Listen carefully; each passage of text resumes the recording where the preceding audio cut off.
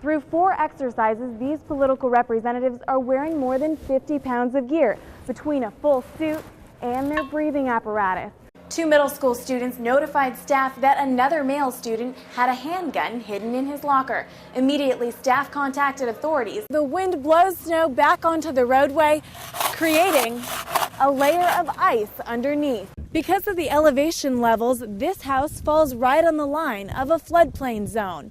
But if we walk right across the street, their neighbor's house isn't considered threatened at all, and they're even closer to Battle Creek. The current quickly carried the woman northbound. That's when Sergeant Pace came right here to the end of Museum Drive and had to make a quick decision. Here in Jackson, you can find these rubber covers falling off the power lines on 4th Street. After working for 10 months around the clock with one of these Black Hawk helicopters, Lansing consumers say they've already made sacrifices going far beyond turning off their lights.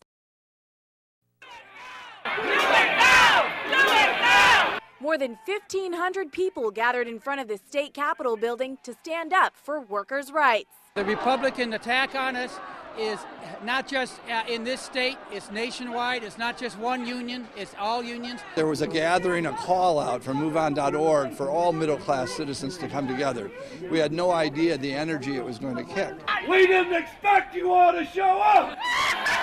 State workers, nurses, teachers, and auto workers showed up today to not only show support for collective bargaining in Wisconsin, but also combat the emergency financial managers right here in Michigan.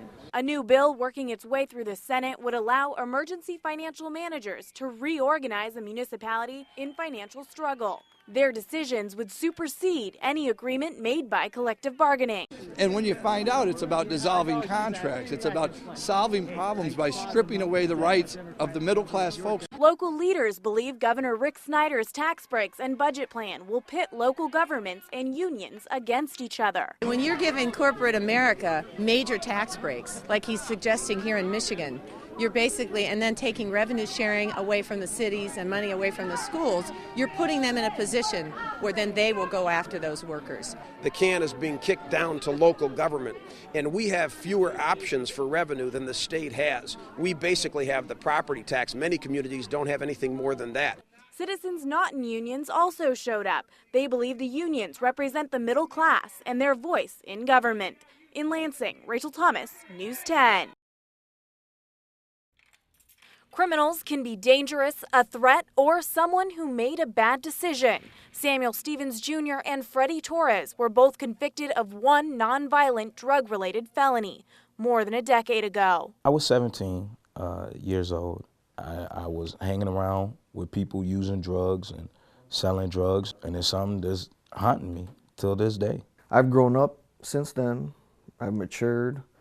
I don't do the things that I used to do when I was that age. After serving their sentences, they're ready to contribute to society. But they say society hasn't accepted them, turning them away from housing, education grants, and jobs. People look me square in my eye and just say, no, we can't hire you. New legislation could provide some hope. It would allow a felony or 2 misdemeanor offenses to be expunged from a criminal record.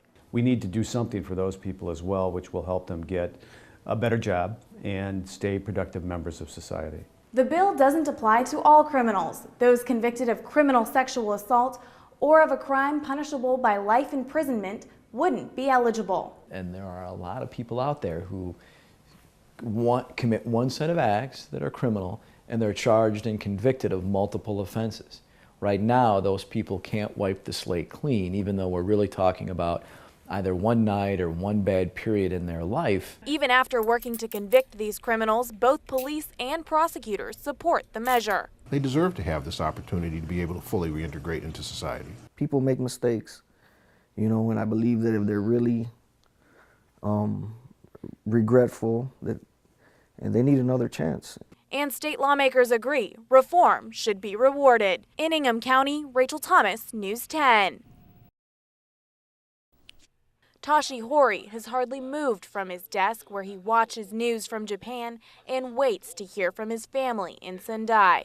In his last phone call, he heard his missing uncle was found. I don't know how many times he tried to call, but it finally went through. It took Toshi's father an hour to drive around collapsed buildings and trudge through water that still covers part of the city. But he was determined to find his brother. He just left his car there. He just walked into the water. He located my uncle. He was already unconscious. My father just carried him to the, through the water to the car. His uncle remains in a coma in the hospital. Toshi is now hearing about childhood friends who are in comas or have died. One friend was discovered by her parents after the tsunami hit. She was on the water, flowing. She was dead already. Most of Toshi's family took shelter in his basement and are safe. A structural engineering expert says because his house was recently built to the latest standards, it was able to withstand the historic 8.9 magnitude earthquake. Engineers use large-scale models made of reinforced concrete and steel to show the effects of an earthquake. We cannot say one material is better than another. It's the proper detailing of the structure. Unfortunately, we just have to wait until the next event may come and teach us that we forgot something else. A lesson experts hope soon won't have to come from devastation, but prevent it. I don't care. I don't care. My house can, anything can happen to my house as long as my family, my friends, they are okay. Toshi says he waits for the sun to go down here so he can hear more from his family in Japan. In East Lansing, Rachel Thomas, News 10.